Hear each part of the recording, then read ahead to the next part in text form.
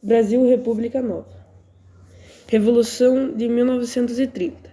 A crise das oligarquias foi a principal causa para a Revolução. Em 1930, ocorreram as eleições para presidente do Brasil.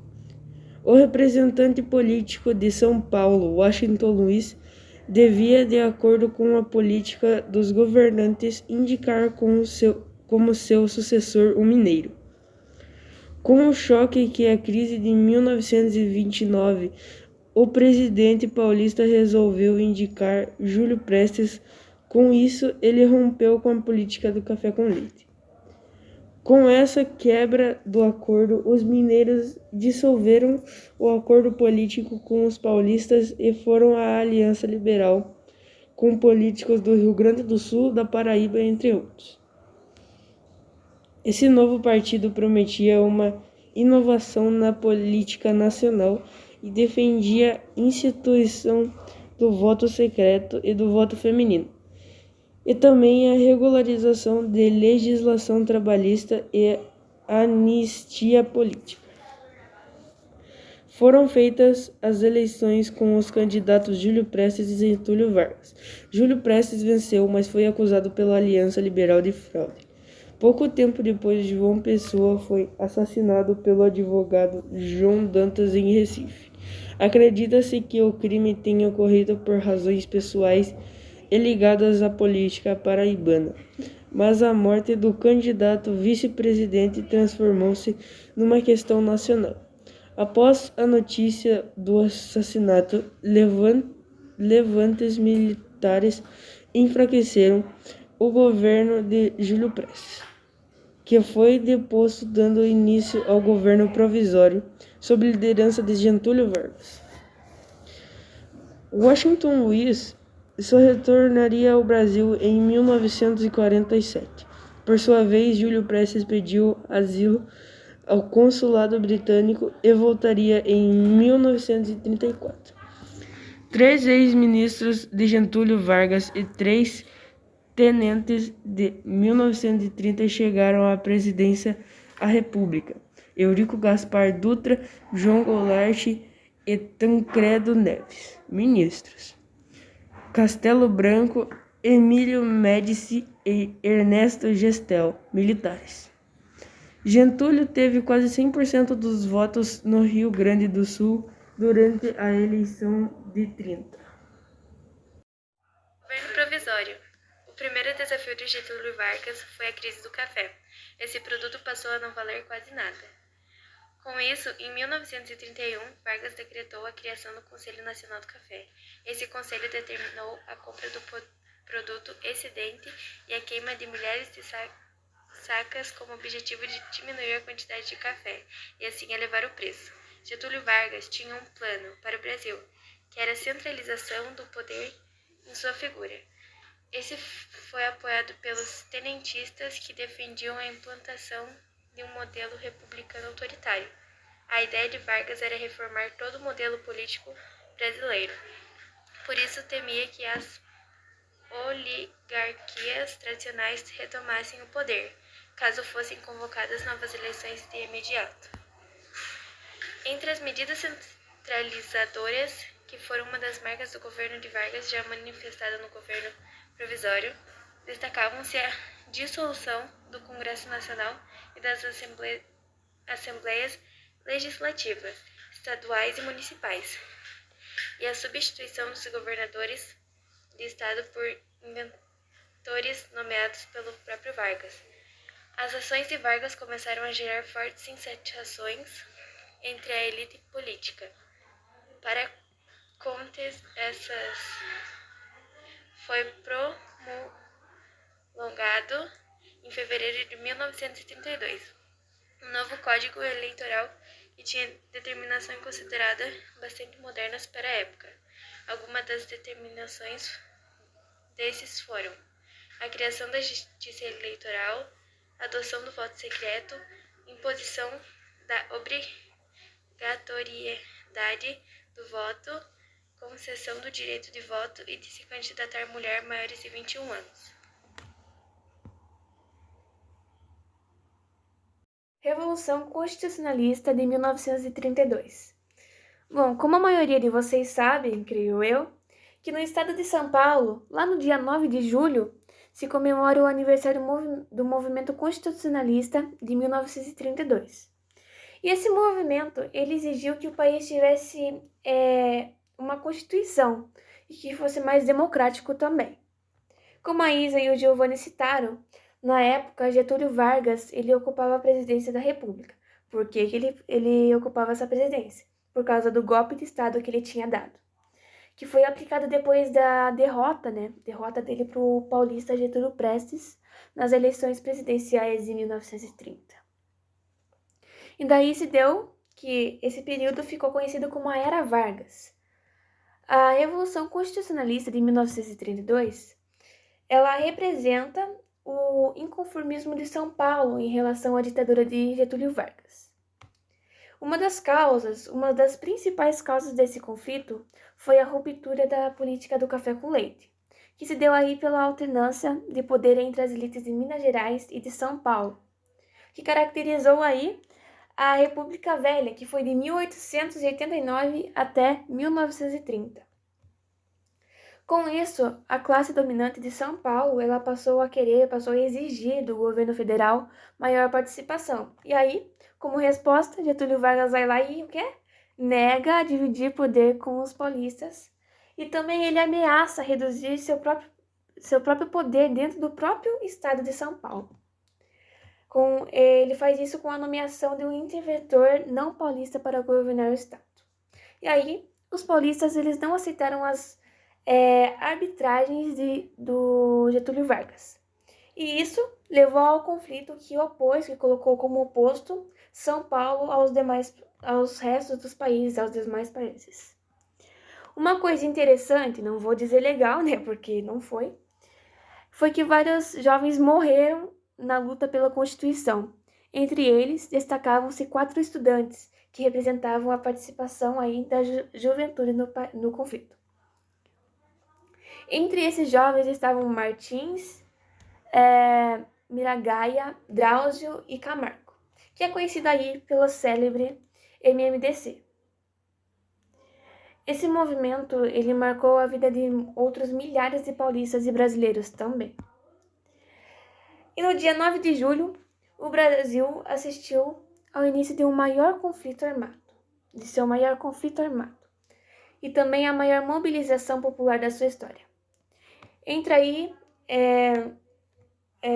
as pessoas que participaram dessa revolta contra o Getúlio e o governo provisório de São Paulo estavam homens, mulheres, estudantes e políticos e também industriais, né? E aí tinha um desequilíbrio entre as forças governamentais e constitucionalistas também. Era muito grande esse desequilíbrio. O governo federal ele tinha o poder militar e os rebeldes eles contavam apenas com a mobilização civil, né? E também as tropas paulistas elas lutavam praticamente sozinhas, né, contra o resto do país. E eram fornecidas pelo próprio Estado as armas e os alimentos, né, que mais tarde conseguiu o apoio do Mato Grosso também. Nesse conflito, cerca de 135 mil homens aderiram à luta, que durou 3 meses e deixou quase 900 soldados mortos no lado paulista, né? Esse número, né, de 900 soldados dá quase o dobro das perdas da Força Expedicionária Brasileira durante a Segunda Guerra Mundial.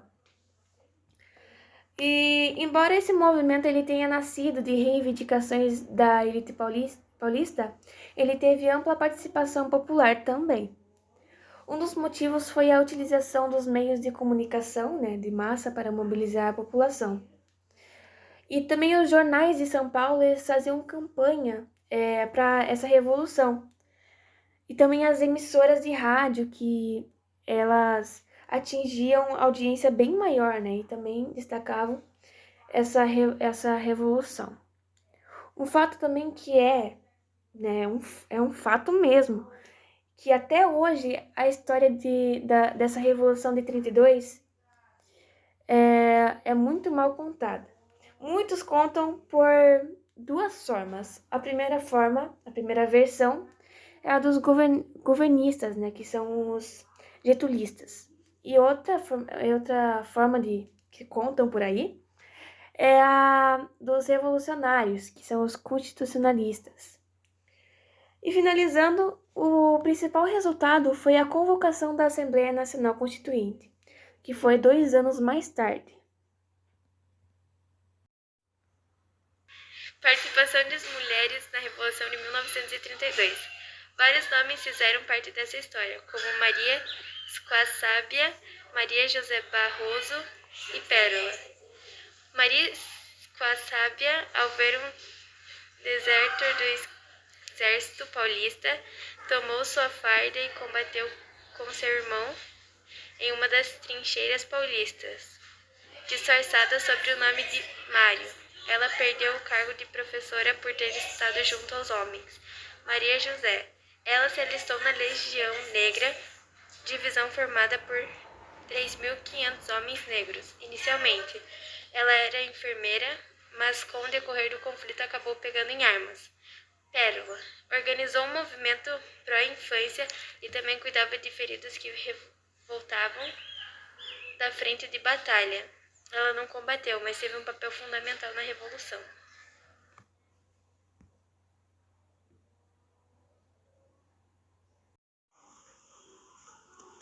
Governo Constitucional 1934 a 1937. Foram feitas as eleições para a formação da Assembleia Constituinte em 1933.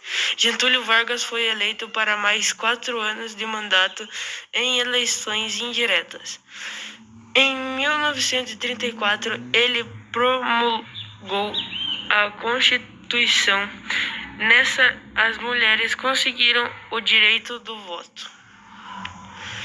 Haviam conflitos como Aliança Nacional Liberadora, ANL, versus a Ação Integralista Brasileira, AIB. Em 1935, houve tentativa de golpe pela ANL. Em 1937, Vargas fecha o Congresso e extingue todos os partidos políticos, cancela as eleições presidenciais marcadas para 1938 e dá golpe de Estado. Teve início ao período histórico conhecido como Estado Novo. Estado Novo. Bom, o Estado Novo, resumindo assim, foi a fase ditatorial da era Vargas. Esse Estado Novo ele teve início em novembro de 1937. Foi quando o presidente, ele ortogou uma nova Constituição e declarou o fechamento do Congresso. E esse Estado Novo ele foi finalizado quando Vargas recebeu um ultimato dos militares e daí ele foi obrigado a renunciar à presidência, que foi em outubro de 1945. Com o Estado Novo, Vargas ele implantou um regime autoritário que centralizou o poder no executivo. E daí foi instituído o quê? Foi instituída a censura. E também a propaganda política ela foi utilizada em larga escala como ferramenta para ressaltar as obras do governo. Também foi utilizada para consolidar a ideologia de regime e também para garantir o culto à personalidade de Vargas. Com o envolvimento do Brasil na Segunda Guerra, o autoritarismo de Vargas perdeu a força, principalmente ali entre os militares, né, que tinham sido enviados na Europa. Eles foram enviados lá na Europa para lutar contra o nazifascismo. E com esse movimento de constatação, a autoridade de Vargas foi sendo minada, né? E daí que isso levou à sua destituição. Vargas, porém, entretanto, todavia, ele reorganizou sua estratégia política e deu início à sua política de aproximação das massas. E durante o Estado Novo, o conceito de cidadão mudou. Se quiserem acompanhar ali no slide, diz que o conceito de cidadão mudou. Cidadão passou a ser sinônimo de trabalhador indivíduo útil à nação. No segundo tópico, diz que Vargas adotou uma postura intervencionista, realizando investimentos diretos, como a criação de uma série de empresas para fortalecer a indústria dos bens de produção. No terceiro tópico, foram constituídas a Companhia Siderúrgica Nacional, CSN, a Companhia do Vale do Rio Doce, a Hidrelétrica do Paulo Afonso, na Bahia, e a Fábrica Nacional de Motores, FNM. E dali tem duas imagens, né? Bom, essas imagens, elas evidenciam, elas mostram o esforço para associar Vargas a uma imagem pública favorável e próxima ao povo. E próximo ao povo entre aspas, né? Porque ele mantinha a imprensa sob censura e governo de forma ditatorial. E aí se dá uma contradição. O que essas publicações, o que essas imagens querem dizer.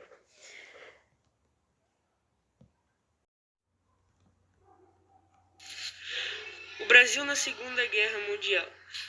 Começou em 16 de setembro de 1944, durou 7 meses e teve como objetivo a liberação da Itália.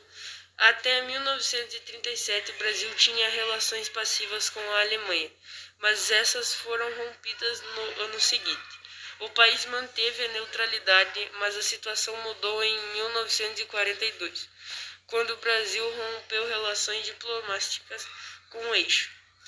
19 navios brasileiros foram atacados na costa brasileira pelas forças alemãs, causando a morte de 500 pessoas. No dia 16 de julho de 1944, os soldados brasileiros chegaram na Itália, lutando ao lado do exército dos Estados Unidos. Eles conseguiram expulsar o exército alemão que ainda resistia no norte da Itália.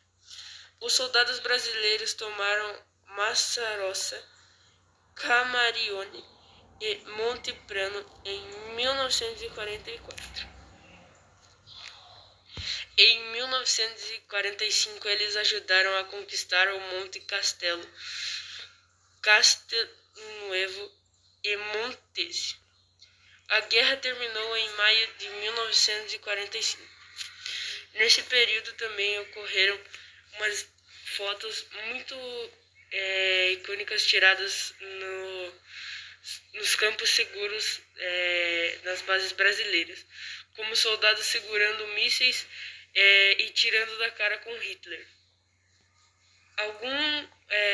Um batalhão muito conhecido nesse período também foi as Cobras Fumantes, que foi um batalhão que se apareceu muito na Itália, lutando contra os alemães.